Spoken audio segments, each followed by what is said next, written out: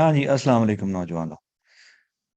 हम इससे पहले हमारे सीएसएस के ऐसे राइटिंग के सेशन में क्या सीख चुके हैं। हम सीख चुके हैं कुछ चीज़ें like how to choose a topic. फिर हम सीख चुके हैं how to make statement of topic. और फिर हमने अभी ये भी सीखा है हाउ टू मेक आउटलाइन। ये तीन चीज़ें पूरी हो गई। अब हम शिफ्ट होने जा रहे हैं face of the essay, introduction writing पे। हम अब तीन चीजें डिस्कस करेंगे कि what is introduction, what are some common mistakes which are made by students or committed by students due to which their essay actually fails। Introduction में गलतियां करते हैं, ऐसे फेल कर लेते हैं। और फिर हम स्ट्रक्चर सीखेंगे बाय अ प्रैक्टिस और एक्सरसाइज। अब हम आते हैं कि भाई इंट्रोडक्शन है क्या। इंट्रोडक्शन जो है ये पहला पैराग्राफ है। It is the first block paragraph. Single paragraph होता है, ब्लॉक की शक्ल में लिखा जाता है। इसको इंट्रोडक्शन बोलते हैं। इसमें ब्रेक्स नहीं होती, इसमें सब पैराज नहीं होते। इंट्रोडक्शन जो है वो फेस ऑफ द ऐसे है, ठीक है। और पूरे ऐसे की एक क्लियर तस्वीर बयान करता है, पेश करता है। और एग्जामिनर इसको पढ़ने के बाद एक होलिस्टिक आइडिया डेवलप, एक पिक्चर डेवलप कर लेता है पूरे ऐसे की, ठीक है।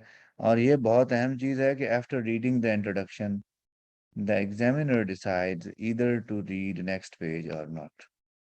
ये बहुत अहम चीज है इस हवाले से कि एग्जामिनर जो है ना वो ये डिसाइड करता है कि अगले पेज पे जाऊं या ना जाऊं। ठीक हो गया भी दोस्तों।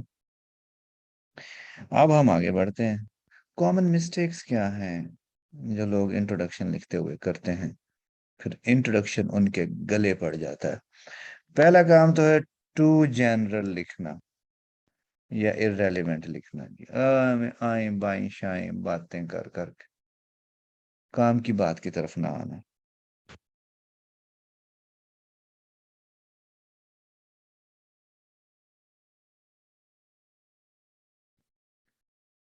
उसके बाद बीटिंग अबाउट द बुश, दाएं बाएं की बातें करके सफा काला करना, फेल हो जाओगे। फिर तीसरी बड़ी गलती, ये ज्यादा फैटल है, जो 20 मार्क्स का क्वेश्चन लिखने का स्टाइल है उसी को ऐसे राइटिंग पे अप्लाई करना या यूज करने की कोशिश करना। नंबर 5, फिर ये वाली गलती जो है इसकी तो कोई माफी नहीं है। मुझसे अगर कोई पूछते हैं कि ऐसे राइटिंग में,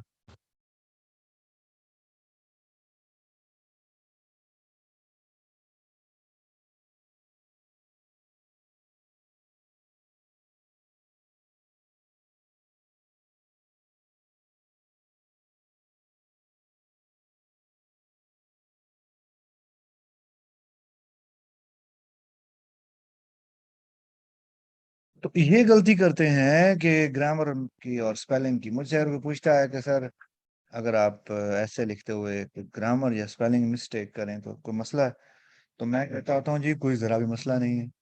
और it is not even mistake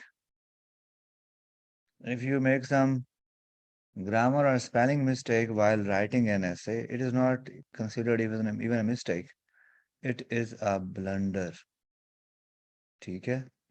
उसके बाद लोग रफ में अपना इंट्रो नहीं लिखते और फाइनल इंट्रो लगे हाथ ही लिख देते हैं, फेल हो जाते हैं। अपना इंट्रो पहले रफ में लिखना चाहिए। इंट्रो की शक्ल सूरत सिंपल, इजी, रेलेवेंट और क्लियर डिस्क्रिप्शन होनी चाहिए। कोई कोट से शुरू नहीं करना, कोई क्वेश्चन से, कोई हुक सेंटेंस से शुरू नहीं करना, ठीक है। और रिफ्लेक्शन ऑफ राइटर स्टांस होनी चाहिए, पूरा स्टांस यहाँ शो कर देना है दोस्तों। फिर हम अगर वो उसको देखें, आपने पहले जो किया वो उसका रफ वर्क था, ठीक है। ये वाली चीज हमारे पास अब फाइनल हुई है, ठीक है। Let me show you, let me show you for a while कि आप लोगों ने जो इससे पहले किया है बेसिकली वो ये था। ये देख लें जी गौर से। ये आप लोगों की नज़रों के सामने है, ये आप लोगों ने किया है पहले। ओके, इसमें आप देखें तो आपको पता चले कि ये 3 कॉलम अब क्रॉस हो जाएंगे। ओके, ये 3 कॉलम क्रॉस हो जाएंगे। ये रफ वर्क था जो आप कर चुके। ये क्या है? ये आउटलाइन सेंटेंसेस हैं जो कि फाइनली उधर जाने हैं। ठीक है, तो हम जब उधर गए हैं तो हमारे पास ये वाली सूरत हाल बची। ये हमारे पास टॉपिक का नाम आ गया। ठीक है, ये हमारे पास टॉपिक का नाम आ गया। ये हमारे पास स्टेटमेंट ऑफ टॉपिक आ गई। और ये हमारे पास आउटलाइन के सेंटेंसेस आ गए, जिनको हम लेके अब आगे चलेंगे और इनकी बुनियाद पे हम ये आउटलाइन सेंटेंसेस जब हम ऐसे शुरू करते हैं तो यूं चीजें लिखी जाती हैं, रफ वर्क खत्म हो जाता है। ठीक है दोस्तों, अब हम शिफ्ट हो रहे हैं उन स्टेप्स की तरफ, हम उस एक्सरसाइज की तरफ बढ़ रहे हैं जो कि इंट्रोडक्शन लिखने के लिए चाहिए होती है। इंट्रोडक्शन के बेसिकली अगर देखा जाए तो इंट्रोडक्शन के हिस्से होते हैं, पार्ट्स होते हैं। इंट्रोडक्शन का पहला हिस्सा, पहला पार्ट अगर हम पढ़ना और समझना चाहें तो उसका नाम है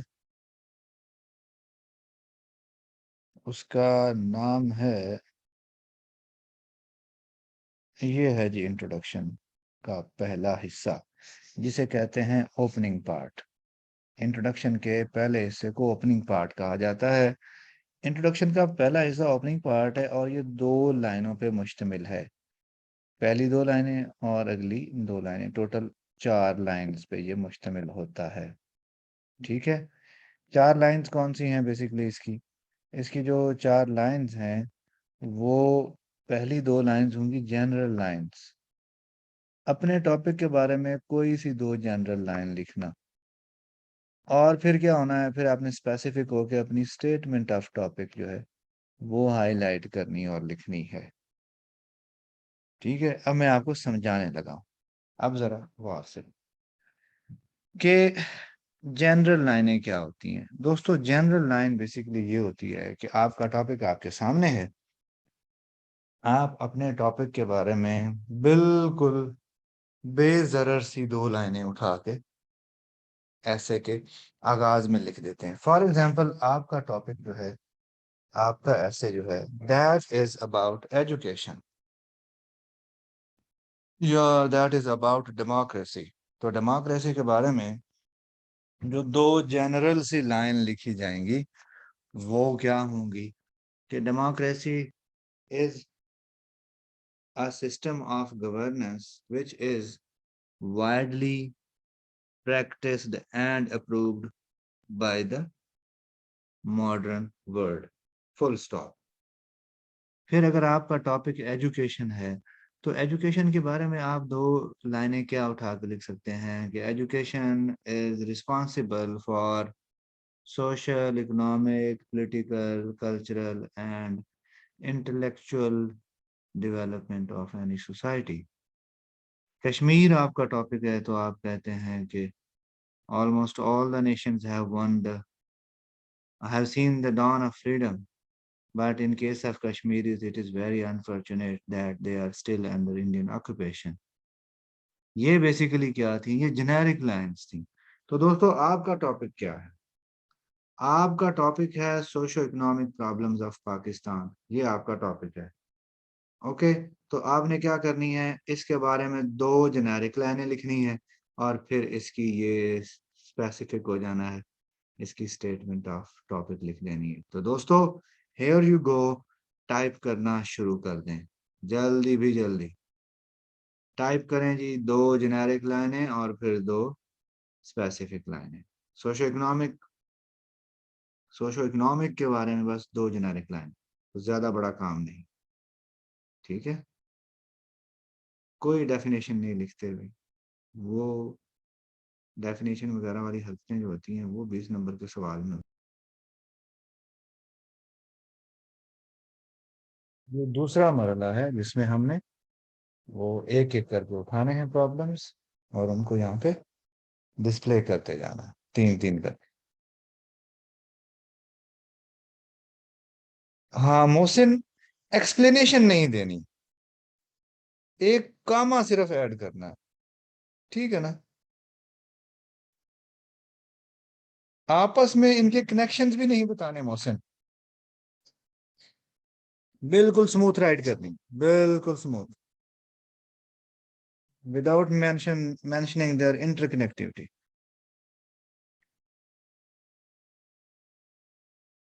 वेरी वेल डन सलमान। आप लोग माशाल्लाह बहुत अच्छा खेल रहे हो, बहुत कॉन्फिडेंट और बहुत करेक्ट। ठीक है। वेरी वेल डन जी, वेरी वेल डन। बस यार मजा आ गया, आप लोगों के मतलब अच्छे अच्छे से लिख रहे हो। तो इसकी ये कुछ एग्जांपल्स हैं, वो मैं आप लोगों से शेयर कर लेता हूँ। क्योंकि आपने ही बनाई है, मेरा काम तो सिर्फ समझाना था। ठीक है, मैंने तो सिर्फ लाइट सा क्या कर दिया, समझा दिया था कि भाई ये हैं जी इसकी एग्जांपल्स, हमने यहाँ पे ऐड कर दिए थे और इनको अब हम हटा देते हैं। तो सक्सेसफुली आप दोस्तों ने ये वाली चीज जो है ये बना ली। ठीक हो गया। तो this is how it is. Introduction का इतना सा पार्ट कामयाबी से आप लोगों ने निपटा लिया माशाल्लाह, ओपनिंग पार्ट भी निपटा लिया, फिर बॉडी ऑफ इंट्रोडक्शन भी आप लोगों ने कामयाबी से निपटा ली। So I congratulate you people for doing this wonderful job. ठीक है। अब आपको किसी भी ऐसे पे किया हुआ काम अगर मिल गया या आपने खुद काम कर ही लिया, तो कोई मसला दरपेश ना होगा, कहीं कलम ना रुकेगा। ठीक है।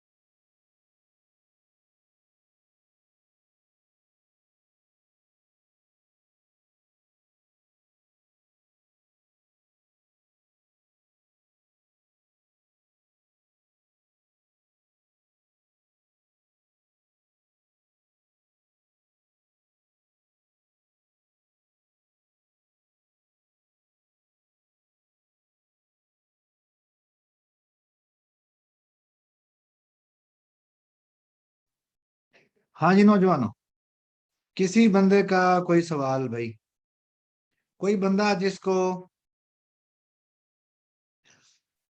इंट्रोडक्शन की ओपनिंग लिखनी नहीं आती या बॉडी लिखनी नहीं आती। Anybody in class? हाँ जी नौजवानों, कोई बंदा या बंदी क्लास में ऐसा जो कहे कि भाई मुझे तो सर बॉडी लिखनी आई नहीं, मैं तो फौत हो गया हूँ। हाँ जी।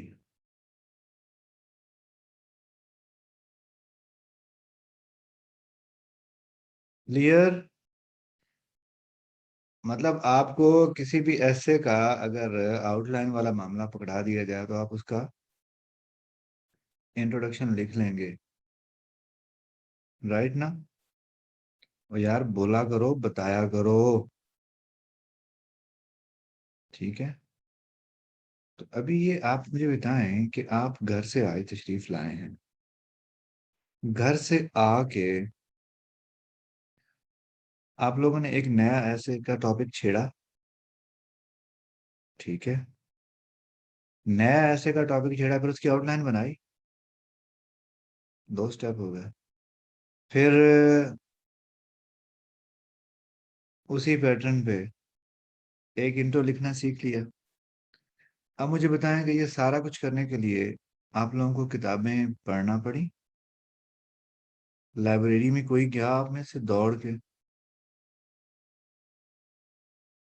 हम्म।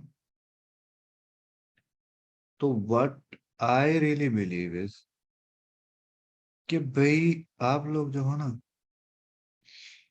16 साल, 18 साल यूनिवर्सिटीज में, कॉलेजेस में गुजारे हैं आपने। आपके कंधों के ऊपर एक मशीन रखी हुई है जिसे दिमाग कहते हैं, और उसके अंदर a lot lot lot of things are stored. आपको बेशुमार चीजें पता है, लेकिन मुझे जो अपॉर्चुनिटी मिलती है वो ये है कि मैं उन चीजों को एक्सट्रैक्ट करता हूँ। मैं सिंपल, मेरा काम है उन चीजों को क्या करना, एक्सट्रैक्ट करना। और एक्सट्रैक्ट करके मैं आप लोगों से कहता हूँ पेज के हवाले कर दें। सो हमने वही काम किया। So let's go to the third part, and third part is called concluding part of introduction. Concluding part के बेसिकली कितने हिस्से होते हैं? 3 हिस्से होते हैं। ओके। कंक्लूडिंग पार्ट ऑफ ऐसे के 3 हिस्से हुआ करेंगे। पहला हिस्सा जो है उसे हम कहते हैं इंडोर्समेंट। गौर से सुनना है। इंडोर्समेंट क्या होगी? इंडोर्समेंट ये होगी कि आपने कहना है कि यही वो मसाइल थे, एक लाइन होगी सिर्फ, कि यही वो मसाइल थे जिनकी वजह से पाकिस्तान में सोशो इकोनॉमिक डेवलपमेंट नहीं हो सकी। बस एक लाइन। फिर उसी लाइन के बाद अगली लाइन ऑप्टिमिज्म की होगी कि पाकिस्तानी कौम में हिम्मत और हौसला है कि पाकिस्तानी कौम इन मसाइल पे काबू पा सकती है। और आखिरी लाइन क्या होगी? Specific to general. स्पेसिफिक क्या है? पाकिस्तान का मसला। जनरल क्या है? पूरी दुनिया। तो फिर आपने कहना है कि वो दिन दूर नहीं जब पाकिस्तान इन मसाइल पे काबू पा लेगा और दुनिया के तरक्की याफ्ता ममालिक में शामिल हो जाएगा। बात समझ आ गई? एंडोर्समेंट अपनी ही बात को एंडोर्स करना, ऑप्टिमिज्म मसाइल के होते हुए भी उम्मीद दिखाना, और स्पेसिफिक कहना कि हम मसला हल कर लेंगे और दुनिया जो तरक्की याफ्ता है उसके साथ खड़े हो जाएंगे। क्लियर हो गई मेरी बात? मैंने बात उर्दू में बताई है। बात समझ आ गई दोस्तों? क्लियर? प्रॉब्लम की तरफ इशारा करना है मोहसिन, उनके नाम मेंशन नहीं करने। ठीक हो गया? तो यार लिख दो 3 लाइनें जल्दी से। Right 3 lines. Here you go. 3 लाइनें हैं, मजीद लिख दें जी, लिख दें।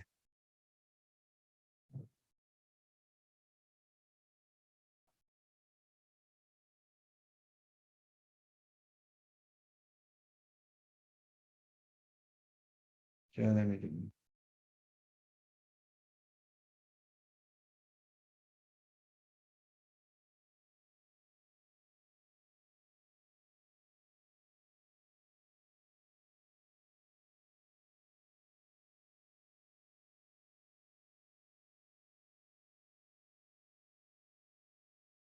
इंडोर्समेंट है आयशा के, आपने ऊपर मसाइल बयान कर दिए हैं। तो इंडोर्समेंट की एक लाइन में सिर्फ आपने कहना है कि यही वो मसाइल हैं जिन्होंने दरअसल यही वो मसाइल हैं जिन्होंने पाकिस्तान को। Very well done Salman. Salman optimism भी लिख दो।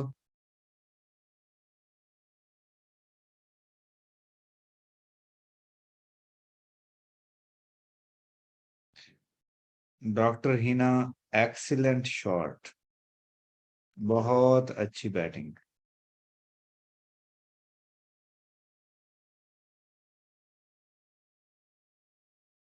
Very good Faisal, very good, लेकिन फैसल यार वो तो कर लो ना पहले, साथ मिला के करो।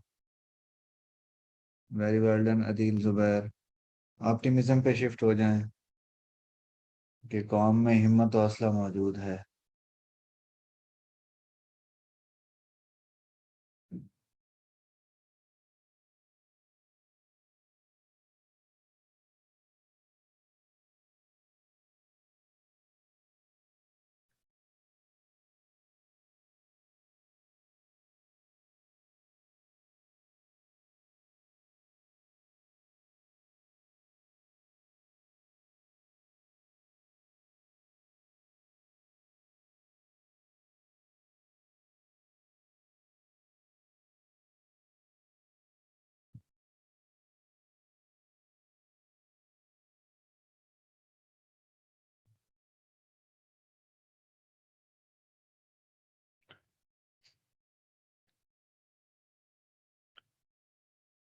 वेरी वेल डन का है यार, आपको समझ आ गई माशाल्लाह। यही हम चाहते थे यार, आप लोगों को समझ आ गई। तो बस मामला हल हो गया ना। जब समझ आ गई तो बाकी क्या रह गया यार, ये पहले ना एक दो दिन स्ट्रक्चर सीखने पे लगते हैं। तो आप में जिन लोगों को तरीका आता है, या आप में से जो कोई अफलातून भी हैं, वो भी थोड़ा सीएसएस का स्ट्रक्चर समझ लें ऐसे का। हमारे यहाँ अताई पुना बहुत ज्यादा है बेसिकली। अताई पुने की वजह से ऐसे बहुत फेल होता है लोगों का।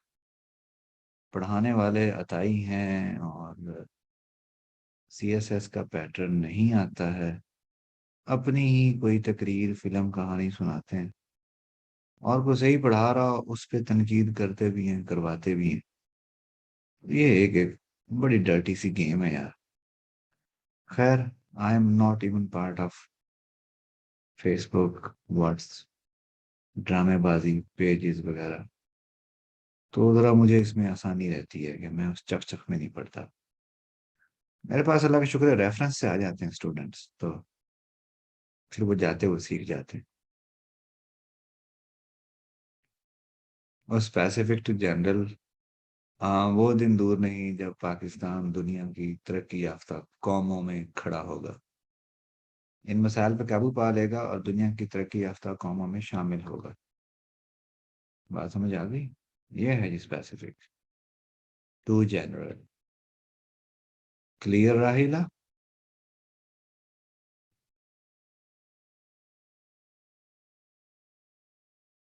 लो भी लग जाओ। अब मुझे ये बताओ कि ये है जी सारा। मैं आप लोगों के लिए एक नया पेज जनरेट करता हूँ, उस पर ये सारा पेस्ट कर देते हैं। आपको आइडिया हो जाएगा कि आप लोगों ने ये वाली चीज बनाई है।